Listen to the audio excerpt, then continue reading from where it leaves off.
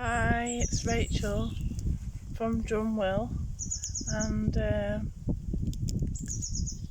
I've just come to spend some time with King Oak. I feel like he's a tale for us today. So once upon a time there was a King Oak, and he lived here at Drumwhill in Galloway, and he was responsible for a forest, a few forests in fact, for a kingdom. And he'd been responsible for this kingdom for many years. And he loved his kingdom. He loved his kingdom a lot. And all the individual trees and plants and the grass, the moss, the woodland, even the people, and all the magical elemental and fairy beings in his land and his kingdom. He loved them all. And he had such regard for them all. Such regard.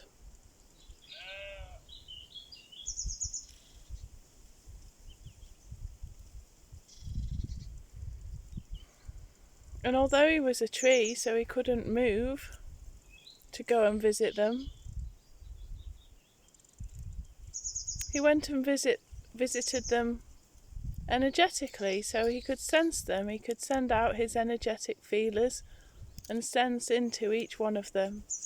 He could sense how they were, if they were okay. He could sense if they weren't okay. He could sense where they were, and he could sense how everything was in relation to each other.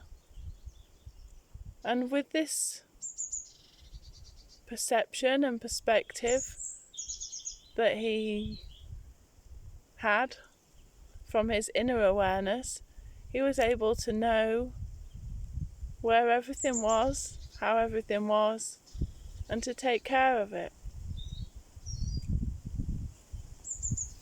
And he did this in a way that was kind, in a way that was considered.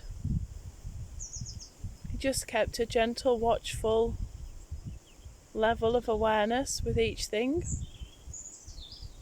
And it was like he sensed each thing, so he knew its resonance. And when something was out of resonance, he could also tell. And his awareness would be drawn to that place, that space, that thing, that area, that tree, that human even. His awareness would be drawn there because the resonance was out. And it was easy for him to rule in this way. It was easy for him to keep watch of his kingdom and of his subjects, and to rule with love, with kindness and with presence, and in a gentle way, in a gentle, present and open and very clear, respectful way. And he didn't interfere. He didn't interfere at all. He sat and watched from his space, and he knew how everything was, just because he knew.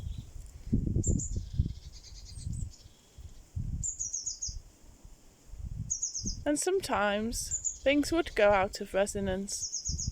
There would be places where things weren't quite harmonious as usual.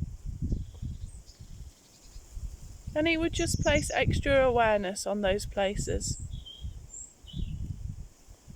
He wouldn't get upset or react or shout or be afraid. He would just put extra awareness on those places and just notice with a bit more attention and a bit more awareness how those trees or plants or rocks or how that land or sky or those people or that building were. And he was very gracious and very benevolent and kind, and he did this easily. He did this easily with love. It was just his natural way of ruling the kingdom.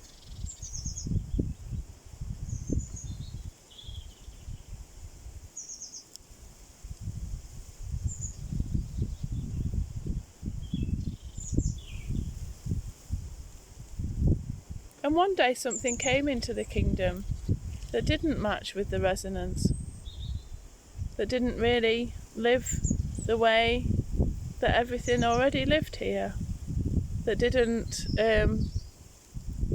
live in harmony and respectfully and intuitively and responsively the way that the king was used to living and the way that all the beings, trees, plants, every being in his kingdom lived. There was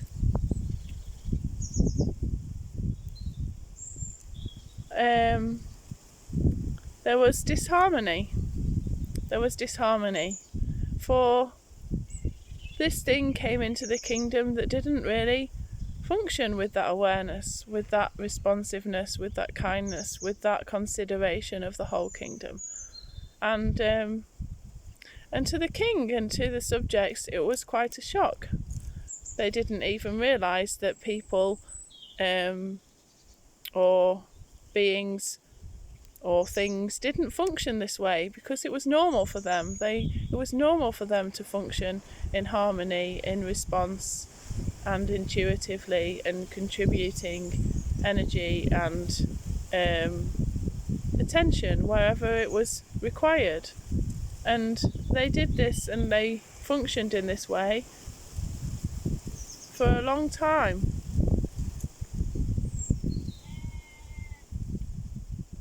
And the thing came into the kingdom stealthily. It came in thinking it could hide. It came in thinking that it wouldn't be discovered. But there wasn't anything that the trees didn't know, and there wasn't anything that the king didn't know. For he always knew. He always knew. And this creature, this thing, it came in, crawling on its belly, exploring into this new kingdom. And it didn't function that way. It didn't function knowing that everything knew it was there. It functioned as though it only knew that it was there, and it was trying to stay secret and hidden and protect itself, because it had a feeling that it was at risk, a feeling that it wasn't safe, a feeling that life wouldn't protect it or take care of it, or that it wasn't safe in the kingdom. But the king knew, and all the trees and plants and other beings, the magical beings, the elemental beings, the grass, the earth, the sky, the wind, the rain, they all knew. They all knew that everything's protected, everything's safe, everything's sacred, and everything's looked after, everything's trusted, everything's in awareness. And eventually, this creature stealthily came through the kingdom and right up to the oak, and it made its bed under the oak. And it lied there, cowering and afraid. It was feeling separate from the land, from the trees.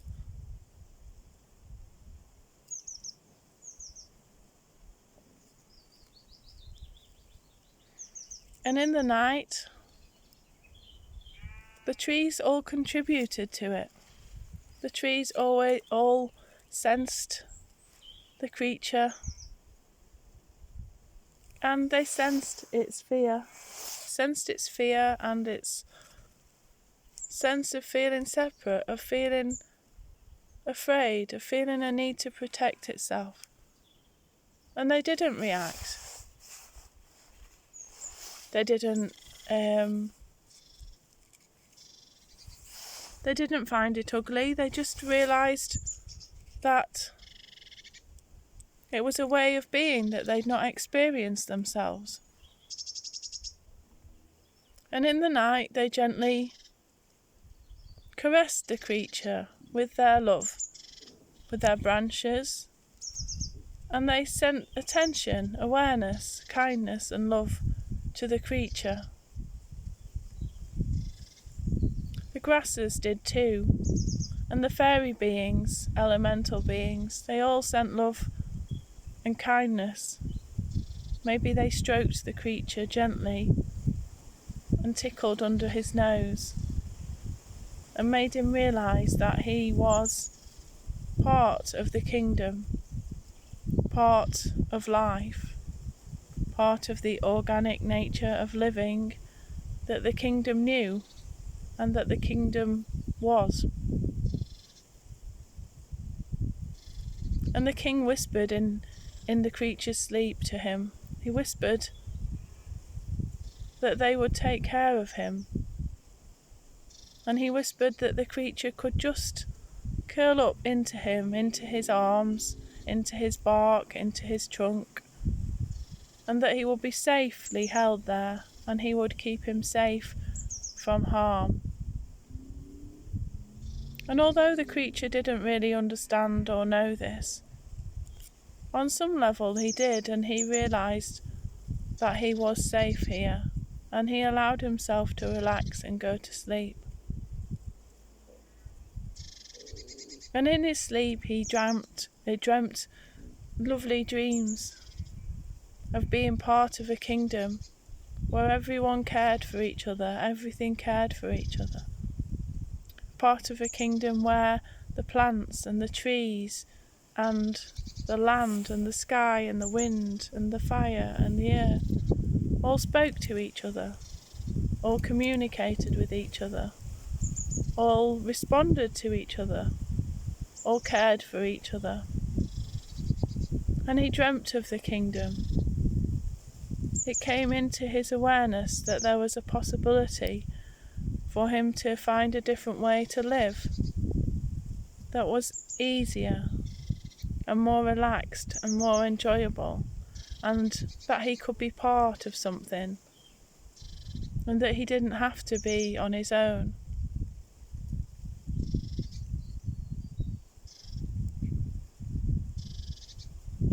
And where he could just be himself, where people would consider him, be aware of him, and he would be aware of them. And in response,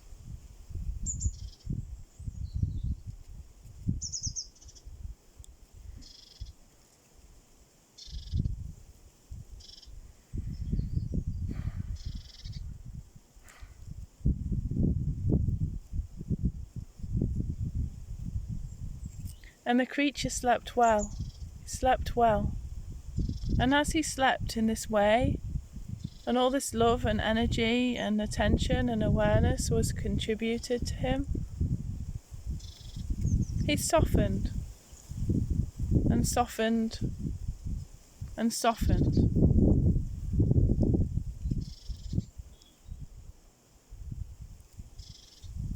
And he relaxed. And he let go of some of his wounding, some of the things that had happened in his life, some of the things that were unkind, some of the places he'd lived where he wasn't treated with regard. He let go of them all, as he was held in this space of the trees of the kingdom. He just let go of them all. They dissolved out of his body and out of his awareness until they were no more, and until he was like a newborn cub. And in his newborn cub state, became aware of how nature always had his back, supported him, how he was part of nature, how it wasn't separate from him, how it was his responsibility to take care of nature, his own and the nature around him, and how when he lived that way, life would be easy and enjoyable and effortless and alive and free, and how there would be respect between all the beings, and how all the beings would flourish. The trees would flourish, he would flourish, the land would flourish, the grass would flourish, the elemental, fairy, magical beings would flourish. And he became aware of this kingdom, this land, this place, where anything was possible, where everything was free, and it was gifted with integrity, with love, with kindness, with presence, with awareness, and how there was a way to live together in harmony after all.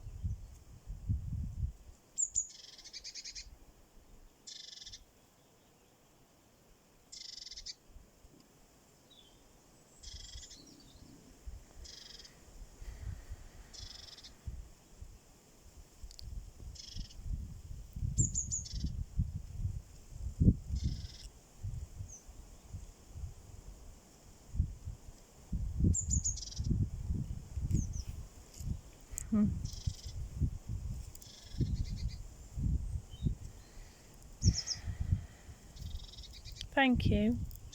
Thank you for watching, for listening. Thank you to King Oak here for inviting me today to tell this story with him. We hope that you enjoyed it, and we'll see you soon for another magical tree tale from the kingdom of Drumwhill. Bye for now.